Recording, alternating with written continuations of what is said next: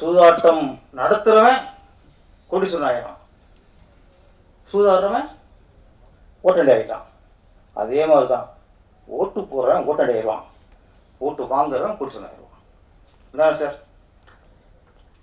இப்போ அரசியல் தான் மிகப்பெரிய சூதாட்டமாக இருக்குது. இப்போ 2026 வருது. 2026 நிறைய காயினா வரும். ஆமாம், புதுசாக கிளம்பும் சூதாட்டம். மக்கள் உணரணும், மக்கள் உணரணும். இந்த அரசியல் சூதாட்டத்தை விட இன்னொரு சூதாட்டம், சினிமா மிகப்பெரிய சூதாட்டம், மிகப்பெரிய சூதாட்டம். இப்போ முன்னாடிலாம் சினிமாங்கிறது ஒரு கலையாக பார்க்கப்பட்டது, வியாபாரமாக பார்க்கப்பட்டது. சிலது அரசியலுக்கு பயன்பட்டது, சிலது பக்திய வழக்கு பயன்பட்டது, சிலது பாசிட்டிவ் வழக்கு பயன்பட்டது, சிலது காதலி வழக்கு பயன்பட்டது. இப்படி எத்தனையோக்கு இந்த சினிமா பயன்பட்டது. இன்று முழுக்க முழுக்க சினிமாவில் தான் சார் சூதாட்டம் ஜாஸ்தி. ஏன்னா இன்றைக்கி தயாரிப்பாளருக்கு ஒன்றுமே கிடைக்க மாட்டேங்குது. ஒரு படம் எடுத்தால் யாரும் சம்பாதிக்கிறாங்க, மீடியேட் சம்பாதிக்கிறாங்க, சிஸ்டம் சம்பாதிக்கிறாங்க, தியேட்டர்கள் சம்பாதிக்கிறாங்க. பிடிச்சிருக்கு, போட்ட காசு வரலன்னா அவன் தான் பிடிச்சிருக்கு. ஒரு தயாரிப்பாளர் படம் பண்ணுறாரு, டைரக்டர் சம்பளம் வாங்கிட்டு போகிறாரு, நடிகர் சம்பளம் வாங்கிட்டு போகிறாரு, கேமராமேன் சம்பளம் வாங்கிட்டு போகிறாரு, டெக்னீஷியன் எல்லாமே சம்பளம் வாங்கிட்டு போகிறாங்க. டிவி பண்ணுறாங்களா, அவர் சம்பளம் வாங்கிக்கிறாரு, மியூசிக் டைரக்டர் சம்பளம் வாங்கிக்கிறாரு. எல்லோரும் அவங்க உழைப்புக்கு காசு வாங்கிட்டு போகிறாங்க. படம் முடிச்சதுக்கப்புறம் எல்லாருக்கும் சம்பளம் கொடுத்த பிடிச்சி என்ன கிடைச்சிது? ஒன்றும் இல்லை, தேட்டரே கிடைக்க மாட்டேங்குது. அப்புறம் இன்னைக்கு பணம் கிடைக்குது. அப்போ இன்றைக்கி அரசியலோட மிகப்பெரிய சுதாட்டம் சினிமா, மிகப்பெரிய சுதாட்டம். லாட்ரி கம்பெனி நடத்துறது யாரும் கூட தெரிஞ்சு போகும். இந்த சினிமாவோட சூதாடுறது யார்? இந்த கண்ட்ரோல் வச்சுருக்கிறது யார்? ஒவ்வொரு புருஷன் புழக்கமாக பண்ணுறது யார்? தியேட்டர் கண்ட்ரோல் வச்சுருக்கிறது யார்? ஒரு தயாரிப்பு இனத்தையே ஒழிச்சு நம்ம கூட சிம்மாசனம் போட்டு உட்காந்துருக்கிறது யார்? இது மிகப்பெரிய சூதாட்டம், மிகப்பெரிய சூதாட்டம். அப்போ அரசியலும் சூதாட்டம், சினிமாவும் சூதாட்டம். இந்த சூதாட்டம் மத்தியில் சீட்டெல்லாம் ஒரு சூதாட்டமா? இதெல்லாம் சூதாட்டம். குடி சூதாட்டம், குடிக்க வைக்கிறது யாரு? அவங்க அரசியல்வாதிங்க தான். அப்போ நீங்கள் மொத்தத்துக்குமே சூதாடுறது யாருன்னா இன்றைக்கி அரசியல் தான் மிகப்பெரிய சூதாட்டம். இந்த எலெக்ஷன் வரும்போது இந்த மண்ணெண்ணையும் தண்ணியும் ஒன்று சேருமா? ஆனால் அரசியல் சேரும், எலெக்ஷன் வரும்போது சேரும். வெவ்வேறு, ஆனால் ஓட்டுக்காக மக்கள் ஏமாத்து ஓட்டை வாங்கி எப்படியாவது பதில் உட்காந்துடணும். கொள்கை வித்தியாசத்தோட யார் கூட்டணி வைக்கிறாங்களோ அவங்க தான் மிகப்பெரிய சுதாட்டக்காரங்க. அங்கே நம்ம உஷாராயிரும். கொள்கை உடன்பாடு இருக்கு, உனக்கும் ஒரே கொள்கை, எனக்கும் ஒரே கொள்கை. நான் இதுக்காக போராடுறேன், நான் இதுக்காக போராடுறேன். நான் தமிழ் என்ற உணர்வோடு, நான் தமிழ்நாடு என்ற உணர்வோடு தமிழ் மக்களுக்காக நான் பாடுபடுகிறேன். நானும் ஒன்லி தமிழ், நான் தமிழன், நான் தமிழ் மக்கள் போராடுறேன். அப்படி ரெண்டு சேர்த்தாங்கன்னா அவங்க உட்கார வைக்கான் சார். ஒருத்தன் தமிழன்பான், ஒருத்தன் திராவிடன்பான். திராவிடங்கிட்ட தமிழ் வார்த்தையே வராது. தமிழ் சொல்லிட்டு திராவிடங்கிற ஒரு ஃபோர்ஜிருப்பாப்புல. இவ்வளவு கத்திக்கிறீங்க, அப்புறம் எப்படி கூட்டணி வருது? அப்போ மக்களை ஏமாத்துறதுக்கு நான் கூட்டணி வைப்போம். அப்போ இது மிகப்பெரிய சூதாட்டம். அதோட சூதாட்டம் இன்னைக்கு என்னன்னா கலாச்சாரம். கலாச்சாரம் சூதாட்டமாகிவிட்டது, பண்பாடு சூதாட்டமாகிவிட்டது. இன்னைக்கு பொய் பேசுகிறேன் சார், பொய் பொய் பொய். என்ன பொய்? இன்னைக்கு பேசுகிற மிகப்பெரிய பொய். பெண்கள் எல்லாத்துலேயும் ஆணுக்கு நிகராயிட்டாங்க. பெண் விடுதலை கிடைத்து விட்டது. பெண் எல்லாத்துக்கும் உயர்ந்து விட்டாள். பெண் அடிமைத்தனம் சுத்தமாக ஒழிக்கப்பட்டு விட்டது. இதுதான் இன்னைக்கு மிகப்பெரிய பொய். ஒரு பொண்ணு நைட்டில் தனியாக போக முடியல, கெடுத்து குட்டிச்சிறை கருப்படி சின்னவளம் ஆக்கிறாங்க. என்னைய இடம் பெண்கள் என்ன முன்னேறிட்டாங்க? நீ பெண் பெரிய சுதார பொருள் ஆயிட்டா. அவங்க லவ்வரோட எந்த கோவை எல்லார் மனசு இன்னைக்கு பத்திட்டு எரியுது. 2 நாள் அந்த செய்தி பார்க்கும்போதெல்லாம் வயிறு எரியுது. என்ன நாடுது? நாங்கள் பெண்களுக்கு முன்னாடி பண்ணிட்டோம். என்ன பண்ணிட்டியா? அப்பாவது கோனான் சார் ஒரு காலகட்டத்தில் நான் சார் உங்கள் தைரியத்தை வேந்து பார்ப்பேன்.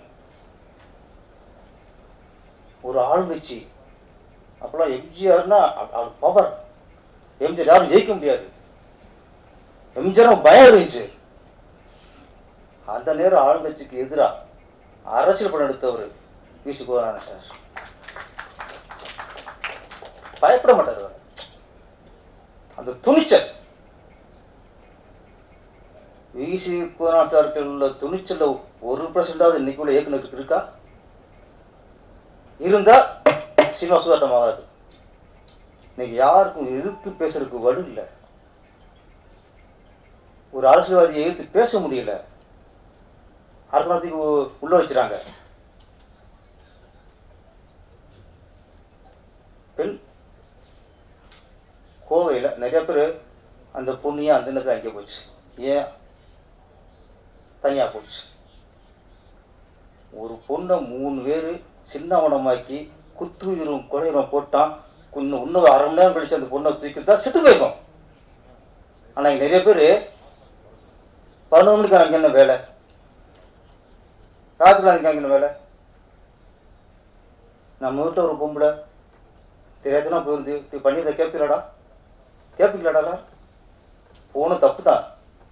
ஒரு பொண்ணுக்கு நீ பாதுகாப்புலையா ஒத்துக்குங்க, அப்போ நம்ம அலர்ஸ் பண்ணிடலாம். இங்கே ஒரு பொண்ணு வையனை தனியாக போனால் பாதுகாப்புன்னு சொல்லுங்க, அப்புறம் கேளுங்க ஏன் போனிட்டு. நீ பொண்ணு தனியாக விட மாட்டோம். பண்ணாங்க ஒரு லவர்ஸ் விட மாட்டோம். லவரை அவன் பையன் அடிச்சு போட்டு நாங்கள் 5 பேர் சேர்ந்து கொண்டு குடிச்சிடாக்கி போடுவோம். அண்ணா யூனிவர்சிட்டி அப்போ இதே கேள்வி. அங்கேயும் புதற்குள்ள போனாங்க. போனால் கெடுக்கிறாடா புறம்போக்குலா?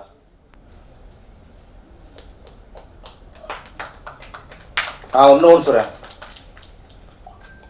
ஒரு அமைச்சர் 1000 கோடி 2000 கோடி ஊழல் பண்ணாருன்னா நம்ம அரசர் எதிர்க்கலாம் சார், கேள்வி கேட்கலாம் சார்.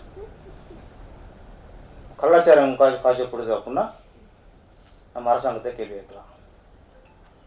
ஒரு பாலம் கட்டினாங்க 500 கோடிக்கு, 1 மாதம் இடிஞ்சிருந்துச்சு. அப்போ நம்ம அரசர் கேள்வி கேட்கலாம், எதிர்த்து கேள்வி கேட்கலாம். ஆனால் இந்த மாதிரி ஒரு பொண்ணை சீரழிச்சாங்க வச்சுங்களேன் எங்கேயாவது, அதுக்கு நம்ம அரசை கேள்வி கேட்கக்கூடாது. இந்த சமுதாயத்தை கேள்வி கேட்கணும். இந்த சமுதாயத்தை நம்ம ஆராய்ச்சி பார்க்கணும். நம்ம எல்லாத்துக்குமே அரசாங்கத்தை கேள்வி கேட்டுக்கிட்டோம்னா சரி வராது. அது அரசாங்கத்தின் இது வேறு, இது வேறு. இது நாடு குட்டிச்சிறப்பு இருக்கு. கலாச்சாரம் போச்சு, சீரழிச்சு போச்சு. எவனோ 4 பேர் இங்கே சீரழிக்கிறான். அப்போ இதுக்கும் நான் சொல்ல இங்கே எல்லாருமே அரசியல்வாதி பார்வையில் பார்க்கக்கூடாது. எதிர்கட்சியாக இருக்கட்டும், ஆளுங்கட்சியாக இருக்கட்டும், உதிர்கட்சியாக இருக்கட்டும், முளைச்ச கட்சியாக இருக்கட்டும், நீங்கள் எல்லாருமே ஒரு நடந்துட்டா இங்கே ஒரு பொண்ணுக்கு ஒன்று ஆன உடனே நீங்கள் அரசியல்வாதியை குரல் கொடுக்கூடாது சார். ஒரு மனுஷனை குரல் கொடுக்கணும் சார். மனுஷனை குரல் கொடுக்கணும், ஆளுங்கத்தில் குரல் கொடுக்கணும். அப்போ தான் இதுக்கு தீர்வு வரும். சும்மா அரசியல் எதிர்க்கிறதுக்காக குரல் கொடுத்தோம்னா அது ஒரு அதுக்கு ஊழல் எதிர்க்க. டாஸ்மாக் கடை திறந்துட்டாங்களா, அதே எதிர்க்கலாம். இந்த மாதிரி ரகசியம் அது மாதிரி தெரியாமல் சூதரம் நடக்குதா, அதுக்கு நம்ம அரசு இருக்கலாம். இந்த பாலியல் பலாத்காரத்துக்கு யாரும் அரசியல்வாதியாக குரல் கொடுக்காம எல்லாரும் மனுஷனா குரல் கொடுத்தா தான் இதுக்கு தீர்வு வரும். ஒரு அரசாங்கத்தை குற்றம் சுமத்துறதுக்காக எண்ணத்தில் நீங்கள் குரல் கொடுத்தீங்கன்னா இதுக்கு தீர்வு வராது. உனக்கு ஒரு வாய்ப்பு கிடைச்சி போச்சு, அரசாங்கத்தை நம்ம கேட்டுருவோம், அதுக்கு கேட்காம இருக்காங்க. அதுக்கு கேட்காம இருக்கலாம். ஒரு பொண்ணை சீரழிச்சிட்டாங்கன்னா நமக்கு கோபம் அட்டிவரோடு பொங்கி நம்ம கேள்வி வைக்கணும். எல்லாருக்கும் அரசியல் பேசுறது. இந்த கோவில் நடந்தது, இது இது நம்ம ஒவ்வொரு அண்ணா நியூஸ் நடந்துச்சு, இதுதான் கடைசியாக இருக்குன்னு சொன்னோம். அதுக்கப்புறம் ஒரு நடந்துச்சு, இதுதான் கடைசியாக இருக்குன்னு சொன்னோம். இப்போ கோவில் நடந்துச்சு, இதுதான் கடைசியாக இருக்குன்னு சொல்கிறோம். கடைசியாக நம்ம சொல்கிறோம், அது தொடர்ந்துட்டு இருக்கு. அப்போ இது ஒரு முடிவுக்கு வரணும்னா என்ன பண்ணணும்? அங்கே அரசாங்கம் சரியான முடிவு எடுக்கணும். அது நம்ம வேண்டுகோளை வைக்கணும். ஒரு ஆணவ படுகொலைக்கு தனி சட்டம் வேணும்னு சொல்கிறாங்களே, அதே மாதிரி இந்த மாதிரி பாலியல் வன்கொடுமைக்கும் தனி சட்டம் வேண்டும். அது அவனை சுட்டு கொண்டாலும் பரவாயில்ல, வெட்டி கொண்டாலும் பரவாயில்ல. அதுக்கப்புறம் பொண்ணு மேலே ஒரு கை வைக்கும் போது ஏற்கனவே இந்த மாதிரி பண்ணவனுக்கு வந்த தண்டனை புத்தியில் படணும், கண்ணு முன்னாடி தெரியணும். இன்னொன்று, ஊடகங்கள் இன்னைக்கு அரசியல் கட்சி தலைவர்கள் பேசுறதெல்லாம் நம்ம லைவ் மாதிரி போட்டுக்கிருக்கோம், விவாத பொருளாக்குறோம். நம்ம ஒரே விஷயத்தில் இந்த பாலியல் விஷயத்தில் மட்டும் நம்ம இதெல்லாம் தவிர்த்துட்டு நாட்டு சேவை மனசில் வச்சுக்கிட்டு இந்த சீரியல் சாயங்கள்ல இவங்களை காட்டணும் சார். இவங்களை மூஞ்சியை காட்டிட்டே இருக்கணும். இது மூஞ்சி காட்டல, சேவை காட்டுறாங்க. அங்கே சுட்டான் ஓடுறான், அவன் மூஞ்சி காட்டுறதுக்கு என்ன இருக்கு?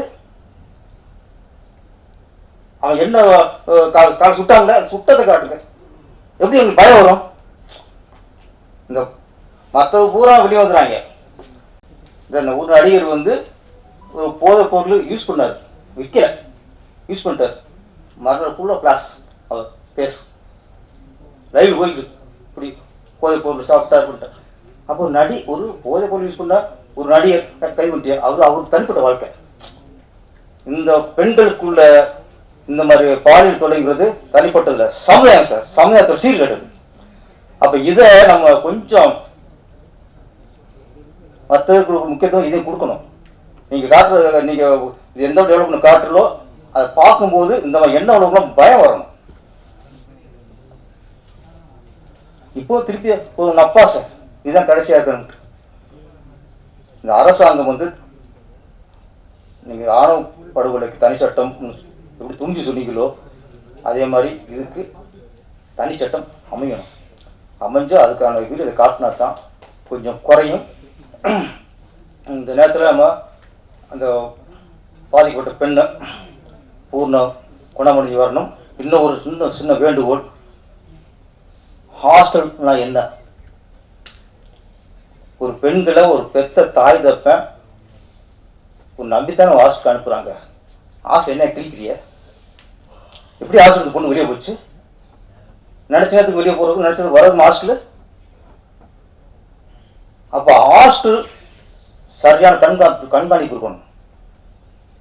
ஹாஸ்டல் தான் ஃபர்ஸ்ட் பொறுப்பு. ஒன்றை மீன் எப்படி வெளியே பொண்ணு வெளியே போச்சு? ஹாஸ்டல் நம்பி தானே பெற்றவங்க உள்ளே அனுப்புகிறாங்க. அப்போ அந்த ஹாஸ்டல் தமிழ்நாட்டில் இருக்க எல்லா ஹாஸ்டலுமே, அது பெண்கள் லேடிஸ் உள்ள ஹாஸ்டல் எல்லாருக்குமே கொஞ்சம் பொறுப்போட ரொம்ப ஒரு கண்ட்ரோலோட வச்சுக்கணும். அப்புறம் சீரழிஞ்சதுக்கு அப்புறம் என்ன பிரயோஜனம்? அதனால ஹாஸ்டல் ரொம்ப பொறுப்பு. அரசியல்வாதிகள் ஒரு ஏரியாவில் ஒரு நிகழ்ச்சி நடந்துருச்சு, ஒரு கொள்ளையோ இது நடந்துருச்சு. அப்போ என்னாவது, அந்த ஏரியாவில் உள்ள போலீஸ் தான் பொறுப்பாகிறாங்க, அவங்க டிரான்ஸ்ஃபர் பண்ணுறாங்க, இல்லை இடைக்கால நீக்கம் பண்ணுறாங்க. அப்போ ஒரு ஏரியாவில் கொள்ளையோ நடக்கும்போது அந்த போலீஸ் அரசும் நடவடிக்கை எடுக்கிறாங்க. இந்த மாதிரி நிகழ்வு நடந்தால் அந்த ஏரியாவில் போலீஸார் மட்டும் இல்லை, அந்த தொகுதிக்கு யார் எம்எல்ஏ யாரோ அவங்களும் நடவடிக்கை எடுக்கணும் சார். அப்போ சரியாக வரும். எம்எல்ஏ பொறுப்பெடுக்கணும். ஓட்டு வாங்குறீங்கள, ஜெயிக்கிறீங்கள, பதவி வைக்கிறீங்கள, மாதம் மக்கள் படத்தை சம்பளம் வாங்குறீங்கள, போலீஸ் ஒன்று எப்படி நீங்கள் கட்டிக்கிறீங்க? நீங்கள் போலீஸில் கரை ஓட்டிட்டு கட்டி உள்ளே போறீங்க. அக்யூஸ்ட் சப்போர்ட் நீங்கள் தானே போறீங்க. குற்றவாளி சப்போர்ட்டாக போகிற கரைவேட்டி குற்றத்தை தடுக்கவும் போகணும். அவன் தான் உண்மையான கரைவேட்டி. குற்றவாளி காவல்துறை உள்ளே போகக்கூடாது. அப்போ ஒரு ஏழு இந்த மாதிரி நடந்துச்சுன்னா அந்த பகுதி தொகுதி எம்எல்ஏ யாரோ அவங்க மேலேயும் இந்த கவர்மெண்ட் நடவடிக்கை எடுக்கணும். ஒரு 8 மாதம் சம்பளம் கட் பண்ணுங்க, கரெக்டாக வரும். நன்றி, வணக்கம். அன்பிற்கும் மரியாதைக்குரிய இயக்குனர் திருமுகு குகநாதன் அவர்களே, மிகச்சிறந்த மருத்துவர், ஆபரேஷன்ல தமிழ்நாட்டில் மிக முக்கியமானவர் டாக்டர் ராஜ்குமார், லைஃப் லைன் ஹாஸ்பிட்டலுடைய உரிமையாளர், அற்புதமான டாக்டர். அப்புறம் என்னுடைய தம்பிகள் உதயகுமார் டைரக்டர், தலைவர், செயலாளர் பேரரசு, மற்றும் சவுந்தர், என்னுடைய அருமை தம்பி சவுந்தர், இசையமைப்பாளர், ப்ரொடியூசர், மற்ற எல்லாருக்கும் என்னுடைய வணக்கம். ஒரு வித்தியாசமான ஆடியோ ஃபங்க்ஷன், ஆனா ஆத்மார்த்தமான ஆடியோ ஃபங்க்ஷன். நம்ம ப்ரொடியூசர் உருவத்தில் தான் இப்படி இல்லை, உள்ளத்திலே பறந்த உள்ள பண்றார். இந்த காலத்துல இப்படி ஒரு படம் எடுக்கணும்னு அவருக்கு தோணுச்சு இல்லையா? அவரும் அவருடைய நண்பர் 2 பேரும், மஞ்சுநாத் அண்ட் சீனிவாசன். காலத்துக்கேற்ற இன்றைய நாடு எப்படி கெட்டு போயிட்டு இருக்கு, நல்லா இருக்கிறதுன்ற ஒரு பகுதி அது ரொம்ப குறைவு. ஆனா கெட்டு போறதுக்கு ஒரு அத்தனை வசதிகளும் இந்த நாட்டில் அதிகம் இருக்கு. எத்தனையோ சூதாட்டம், அதாவது சூதாட்டம் நடத்துறவன் கோட்டீஸ்வரன் ஆகிறான், சூதாட்டத்துல கலந்து கொண்டு குடும்பத்தை அழிக்கிறவன் தெருக்கோடிக்கு வந்துடுறான். பல குடும்பங்கள் அனாதையா போயிடுச்சு. அது எத்தனை விதமான சூதாட்டம்னாலே குடியும் அதில் சேர்ந்துருச்சு. குடி பல குடும்பங்களை கெடுத்துருச்சு. சீட்டாட்டம், ரேச ஒழிச்சிட்டாங்க, இருந்தா கூட மறைமுகமா நடத்துறானுங்க. நீங்க பாருங்க, ஒருத்தன் இன்னைக்கும் 1000 கோடிக்கு மேல நன்கொடை கொடுக்குறான் கட்சிகளுக்கு. ஒரு கட்சிக்கு பல 1000 கோடி, இன்னொரு கட்சிக்கு 100கணக்கான கோடி. ஒருத்தருக்கு எப்படி சார் இப்படி நன்கொடை, தேர்தல் நிதி? அப்போ எத்தனை குடும்பங்கள் அழிஞ்சிருக்கும். இவ்வளவு பணத்தை இவன் நன்கொடையா கொடுக்கறான்னா அவன் எத்தனை லட்சம் கோடி வச்சிருப்பான். இந்த லட்சம் கோடி யார் பணம்? இந்த ஏழைங்க பணம். பேராசையில உழைச்சி சம்பாதிக்கிற எண்ணம் போட்டு சூதாடி சம்பாதி நினைச்சு குடும்பத்தையே எடுக்கிறாங்க. இப்ப சமீபத்துல ஆன்லைன்ல ரம்மி ஆட்டம்னு ஒண்ணு, பல பேர் உயிரை குடிச்சிச்சு சார். பல பேர் உயிரை எடுத்துட்டாங்க. ராத்திரில விளையாடி விளையாடி விளையாடி அடிக்ட் ஆகி பல தாய்மார்கள் தாலி இழந்தாங்க. ஒரு குடியினால மட்டும் தாலி இழக்கல, இந்த சூதாட்டம் அதை விட கேவலம். இதை நடத்துறவன் கோட்டீஸ்வரனாகி நன்கொடை கொடுத்து ஊரெல்லாம் பெரிய மனுஷனா இருக்காங்க. அவனுங்கெல்லாம் இந்த நாட்டில் பெரிய மனுஷன். நம்மள போல தர்மம் பண்றவங்கெல்லாம் அடையாளம் தெரியல யாருக்குமே. என்னால முடிஞ்சது 1000 500 கொடுக்குறேன். குகநாதனால, ராஜ்குமார், நம்ம உதயகுமார், பேரரசு, நம்ம ப்ரொடியூசர் முடிஞ்ச உதவி பண்றோம். ஆனால் நம்ம பேர்லாம் யாருக்கும் தெரியாது. கோடிக்கணக்கா கொடுக்கிறவன், கொள்ளை அடிக்கிறவன், கலப்படம் பண்றவன், அதை வாங்குறான் பாருங்க லஞ்சம். அரசு அதிகாரி, காவல்துறை, அரசியல்வாதி, இவங்க எல்லாம் என்னுடைய வாயால சொல்ல விரும்பல, ஒரு காலத்துல அவங்க கேடுகிட்டு போவாங்க. இந்த மாதிரி விஷயத்த இந்த 1 2 3ன்னு ஒவ்வொரு கேடு என்னென்ன சூதாட்டத்தில் எதெல்லாம் குடும்பத்தை அழிக்குதுன்னு அது ஒன்று போட்டிருந்தார் டைரக்டர். நல்லா இருந்தது. ட்ரெய்லரில் 1 2 3ன்னு வகுத்து போட்டுறார். இதையும் தாண்டி நிறைய இருக்கு. அதனால இந்த சூதாட்டம் என்பது, குடியாட்டம் என்பது, மக்கள் இங்கெல்லாம் நல்ல மக்கள், நான் இவங்க சொல்ல வேண்டியதில்லை. ஆனால் யூடியூப் மூலமா இந்த செய்தி பரவுது இல்லையா, நாடு பூரா என் சகோதரர்கள் அவங்க எல்லாரும் பார்த்து இந்த சூதாட்டத்தை ஒழிச்சிட்டு குழந்தைகளை நல்லா படிக்க வச்சு அப்பா அம்மாவை காப்பாற்றி இருந்தால் வாழ்க்கை நல்லா இருக்கும். தாய் தந்தை தான் முதல் தெய்வம். இந்த தாயின் தந்தையை காப்பாற்றுறவங்கெல்லாம் நல்லா இருப்பாங்க. நீங்கள் சூதாடுற அந்த பணத்தை தாய் தந்தைக்கு அவங்க சாப்பாடு போட்டு மருந்து வாங்கி கொடுத்தீங்கன்னா அந்த புண்ணியம் காலமெல்லாம் இருக்கும் என்பதை இந்த சூதாட்டம் படத்தின் மூலமாக தம்பி டைரக்டர் சசி சுந்தரம் நல்லா பண்ணியிருக்கார். நடித்தவங்கெல்லாம் கூட இயற்கையாக நம்ம கிராமத்தில் இருக்க மாதிரி நம்ம குடும்பத்தில் ஒருத்தர் மாதிரியே இருந்தாங்க. மியூசிக் தம்பி ரெண்டு பாட்டு, ஒன்று மஜா பாட்டு நம்ம உதயகுமார் ரொம்ப ரசித்து அதை பாராட்டினார். தேவை, வேறு வழி இல்லை. எல்லா மக்களையும் கவரணும்னா அப்படிப்பட்ட ஒரு பாங்கு வேணும். ஒரு லவ் சாங் ரெண்டுமே நல்லா இருந்தது. தம்பி உங்களுக்கு நல்ல எதிர்காலம் இருக்குது. என்னுடைய தம்பி விஜயமுரளி அவன் யார் ஒருத்தரை கூப்பிட்டு பாராட்டானோ அவங்களுக்கு ஏதாவது ஒரு எதிர்காலம் இருக்கும். அப்படிப்பட்ட அருமை தம்பி விஜயமுரளிக்கும் மற்ற அத்தனை பேருக்கும் என் உடம்புற நன்றி சொல்லி, சூதாட்டம் என்பது நம் வாழ்க்கையில் இருக்கவே கூடாது. யாருடைய வாழ்க்கையில் இருக்கக்கூடாது. உழைப்பால் உயர்வோம். உழைப்பு தான் ஒவ்வொருவரையும் காப்பாற்றும், குடும்பத்தை காப்பாற்றும். ஆகவே உழைப்போம், உயர்வோம், மற்றவர்களையும் உணர வைப்போம், வாழ வைப்போம். இந்த படம் வெற்றி பெற்று ப்ரொடியூசரை வாழ வைக்கணும். அவர் அடுத்து படம் தயாரிக்கணும். என்னுடைய வாழ்த்துக்கள். நன்றி, வணக்கம்.